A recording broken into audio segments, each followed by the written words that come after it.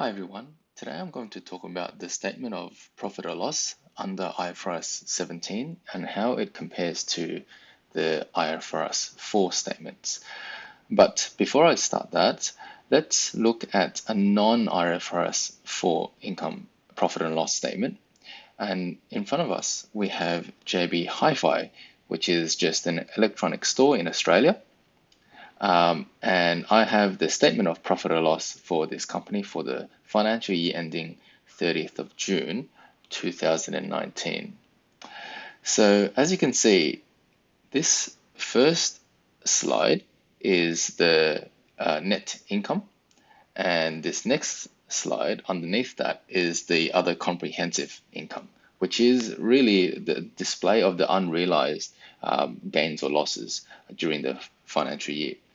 So I just want you to just notice a couple of things, and that is that under the statement of profit or loss, under this electronics store or majority electronics store, it's pretty easy to see that they have revenue in their sales, and in order to sell these items, they must obviously purchase these items, and there are costs from these purchases. And therefore, if you take your revenue, i.e., all of the sales, minus the cost of buying these items before selling them, you come up with a gross profit. That makes sense. And then from that, they may have some other income that they have on the side, and they have a variety of expenses. For example, they have promotions, sales, marketing, they have the rent for the building, they have administration, they may need to borrow money, the finance costs, and they come up with the profit before tax. They get taxed largely at 30%, and then you have the final profit.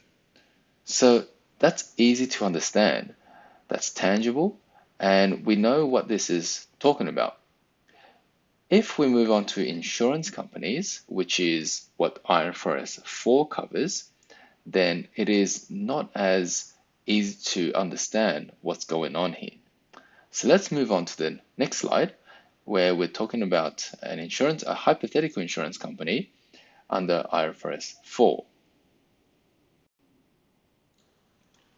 So here we have a profit or loss statement under IFRS 4. Okay, so IFRS 4 is an international financial standard, reporting standard, that covers insurance companies. Now, IFRS 4 is not extremely detailed, and it leaves a lot of room for companies to interpret it and to display their financials in a variety of ways.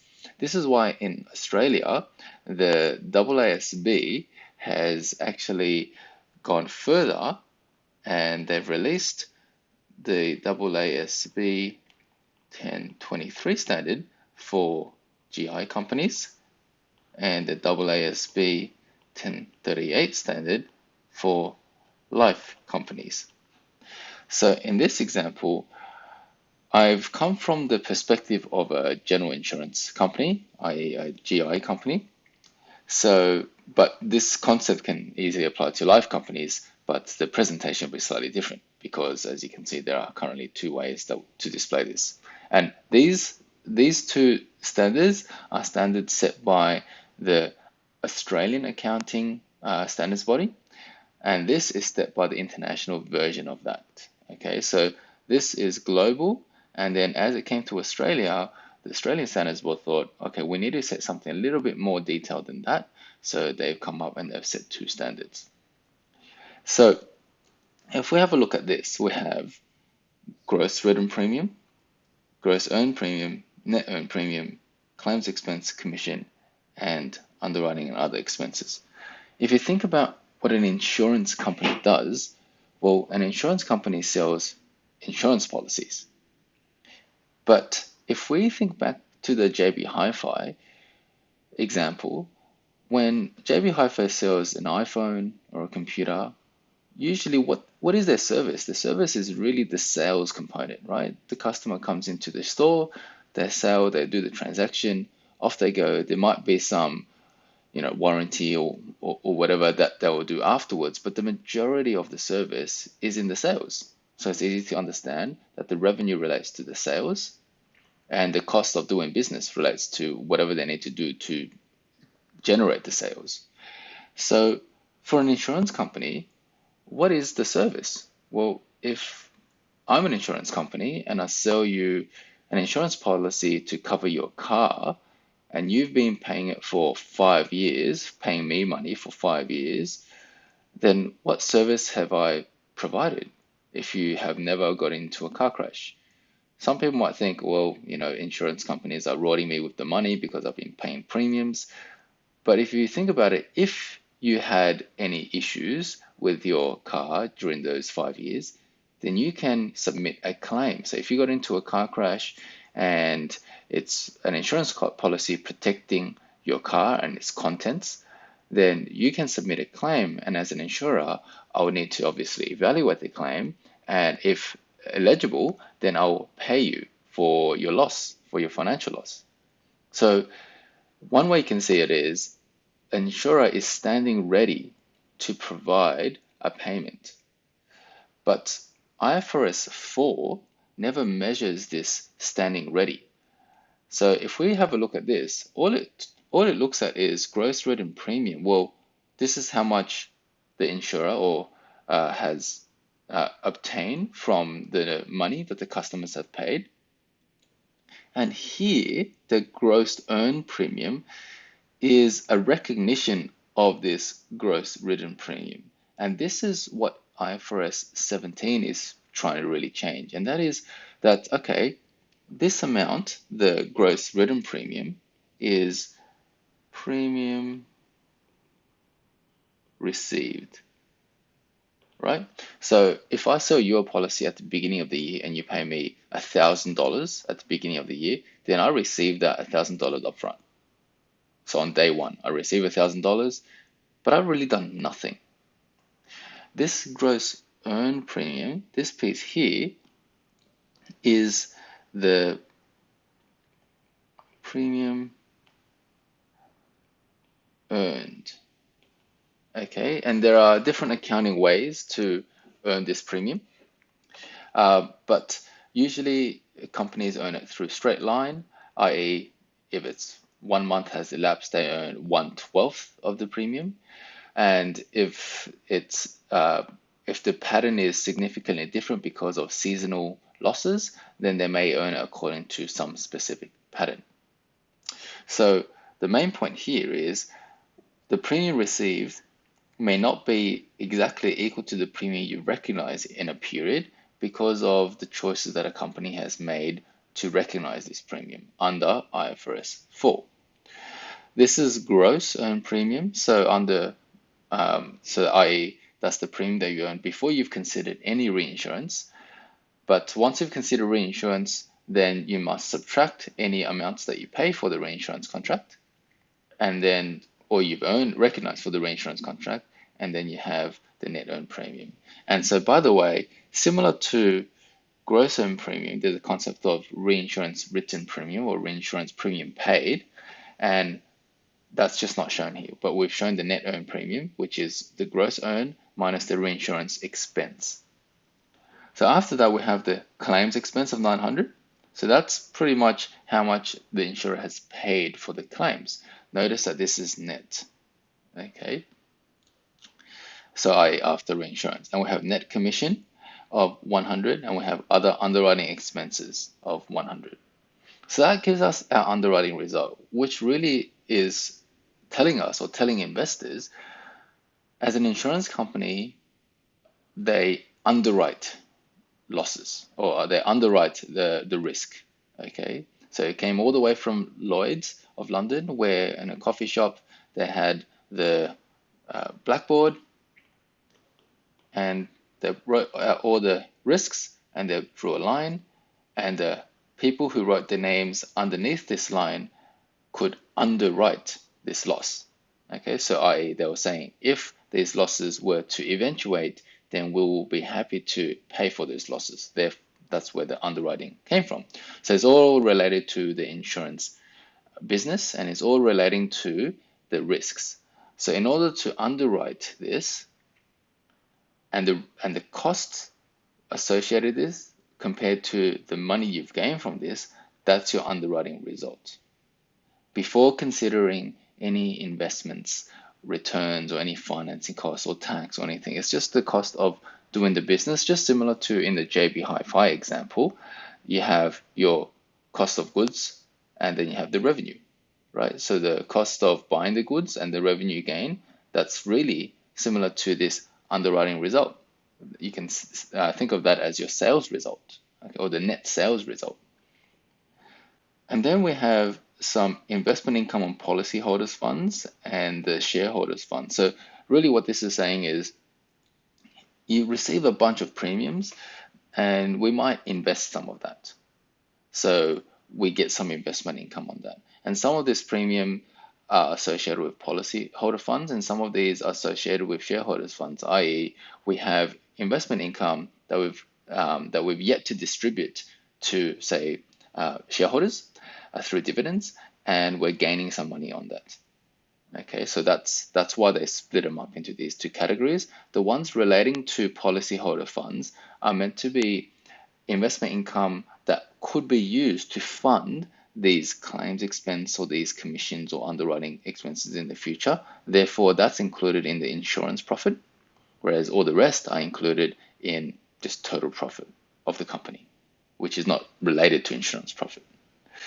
So there's other financing costs included here, and we have our tax, and then afterwards we have our comprehensive income and our profit and loss after tax and our comprehensive income.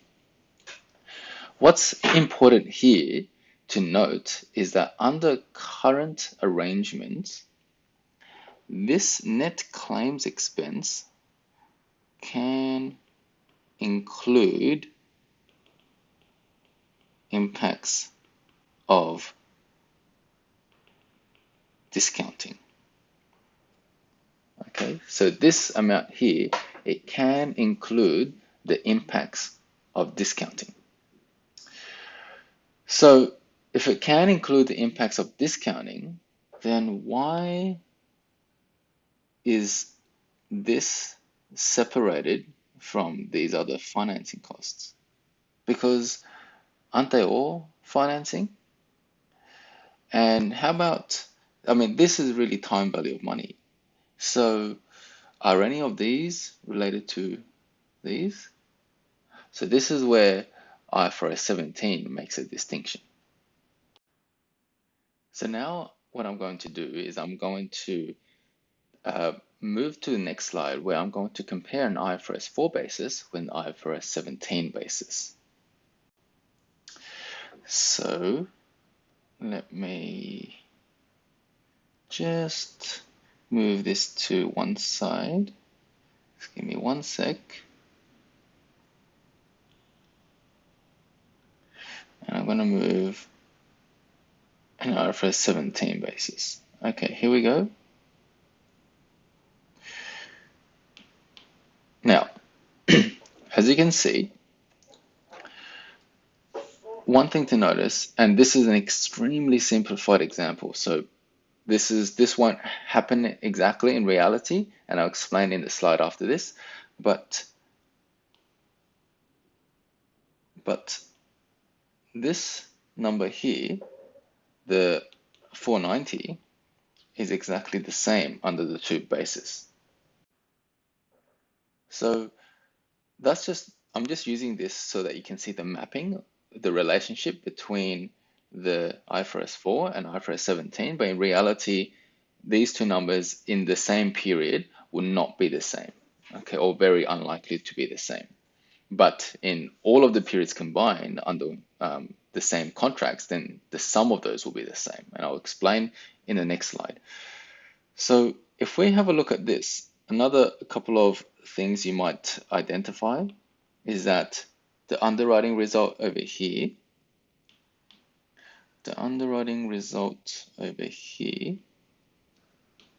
hang on, getting my pens, underwriting result over here will equal this insurance result. Okay, and then we have our profit or loss before tax will equal our profit and loss before tax over here. So let's have a look at this basis. So you can see we have insurance revenue here. Okay, so insurance revenue is similar to the gross earned premiums. Okay, so that's really resembling the, I guess, what we've recognized through our insurance operation. So let me highlight that in blue. So that's the insurance revenue. You can see over here that there is no more concept of gross written premium. Because, I mean, gross written premium, this number doesn't directly go into 490. We don't add or subtract this number, but we add this number that goes into here. Okay, so that's why this gross written premium is no longer in this P&L, profit and loss statement. Now, another thing you might notice is that we have a reference to reinsurance. So this one talks about net earned premium of 1,200, but we don't have net earned premium here. So IFRS 17 no longer, we split out gross, or you can think of gross as direct contracts and reinsurance. Okay, so the majority of this is the direct contracts, but this is the results from the reinsurance. And within this, you also have something similar to this, but instead of insurance revenue, you have reinsurance expenses, and instead of insurance service expenses, you might have things like claims recoveries. Okay, so over here you have net claims expense of 900, but this 900 may have been broken down into a gross claims of 1,600, and then you have a reinsurance recovery of 700. So when you add those two together, you get the net claims of 900. Okay, and also this net earned premium of 1,200 could have been made up of your insurance premium revenue of 1,450 and your reinsurance premium expense, i.e. how much you recognize for the payment to the reinsurer. And then when you add those two up, you get your net earned premium of 1,200 over here. Okay, so all of that is bundled into your net expenses from reinsurance. So what this net expenses is it's this 250 and your insurance claims recovery. And your insurance service expenses is the remainder. So let me just highlight these ones that I've talked about. So then we get to our net investment income. So again, this is an extremely simplified example, and there'll be a lot more intricacies related to this. We have 500 relating to investment income on policyholders' funds. So let's park that in here. Okay, so we have 500, 500. And then we have investment income of 350 from shareholders' funds over here. And I've just said that this is your other investment income. So then you have your financing and other costs of 250. So let me find a different color. Let's choose green. Okay. Oh no, let's choose blue. So we have financing other costs of 250, and I've split that up into, and I've just made this up, finance expenses from insurance contracts held, but that could be offset with some reinsurance income and split up into other financing costs. So that could actually go into a few different lines, because what this financing and other costs could relate to, and but by the way, I've said in the other video that in the net claims expense, you could have some discounting. I've just completely ignored that for this one. I'm just talking about some mappings. So this number could be split into a couple of different compartments. You could have finance expenses relating to insurance contracts and income relating to reinsurance contracts, and that needs to be split up. Whereas currently, it doesn't need to be split up. And what these finance expenses, a lot of those will relate to is the concept of discounting. So I said before that net claims expense, you can include a discounting element. And if you look at your calculations for a net claims expense, or just say claims expense. So claims expense, simply you can look at it as claims paid. Okay, but then if your outstanding claims liability reduces, then that impacts your claims expense too. So if it increases your claims expense. If it reduces your claims expense. So plus change in outstanding claims liability. And this outstanding claims liability is discounted, i.e. present value. So it includes the adjustment for the time value of money. As you go through each period, this discount amount actually decreases because the present is moving forward, right? So as we move forward 1 year, we are discounting 1 year less because we're moving forward into our present moving forward. And that discount unwind for insurance contracts issued comes through the finance expense line. And the opposite happens to the reinsurance, it's the finance income because the signs are reversed. So what this IFRS 17 is really saying is these amounts undiscounted. And you can think of these amounts impacts of discounting. So it's separating the impacts of discounting with undiscounting. And if you think about JB Hi-Fi example again, well, they don't really have discount in their sales. Once they sell it, it's whatever the customer pays. But insurance companies are different because you have a long-term liability, even if it's 1 year, 2 year, 3 year, compared to this JB Hi-Fi example, it's much longer. Then you have to associate discounting, and that could distort the actual service that they're actually providing. So this is why we're splitting out the undiscounted and the impacts of discounting. And then everything else afterwards falls out. You have your tax expense, which is 210, and then you get to the same comprehensive income of 490. So you can see that it's just a bundling that's different, or the mapping that's different. So the underwriting result maps to the insurance service result, and the key word here is service. Okay, so we're always talking about service because if it's looking at a non-insurer, then the service is pretty clearly defined. But for an insurance company, the service is less clearly defined. So that's why they've talked about the insurance service result over here. So let's look at the next slide as to why some of this number may not equal exactly for any given period, and when it should theoretically be equal. So this is a slide that I've taken from the IASB IFRS 17, the effects analysis. So it's on page 48 of the effects analysis.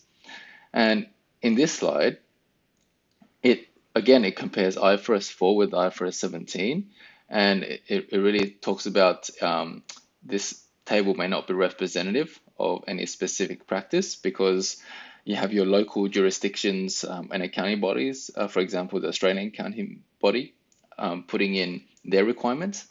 But what I want to highlight is this. I want to highlight that you have year 1, year 2, year 3, and in total, the sum of each of these are equal. But individually, the 282 is not equal to 312. The 366 is not equal to the 339. Okay, and the 389 is not equal to 386. And the reason why they may not be equal is because, I mean, there are many, many reasons, but remember before I was talking about your earned premium, your earned premium,